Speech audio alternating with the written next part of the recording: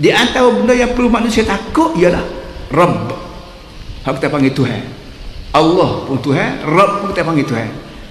Tapi beza banyak. Allah ni Tuhan yang berkuasa penuh. Itu kita panggil Allah. Allah Jalla Jalaluhu, Tuhan yang bersifat dengan berkuasa mutlak. Itu Allah. Sebab tu segala sifat-sifat Tuhan ni tak sama dengan sifat Allah, dengan zat Allah. Allah ni zatnya. Segala sifat Ar-Rahman, Ar-Rahim, Al-Wadudu, gapo 99 semua sifat berlaku. Tuhan punyanya nama dia Allah. Satu. Yang kedua sifat dia juga Rabb. Alhamdulillahi Rabbil Alamin. Allah pun dia sebut, Rabb dia sebut. Alhamdulillah, mujurnya Allah. Kenapa? Rabbi. Kerana aku dah memantau, menjaga, mengurus alamin, semua alam. Langit, bumi, orang, tak orang, segala makhluk dalam dunia ni aku pantau. Pantau tu, jaga tu kita panggil Rabbun.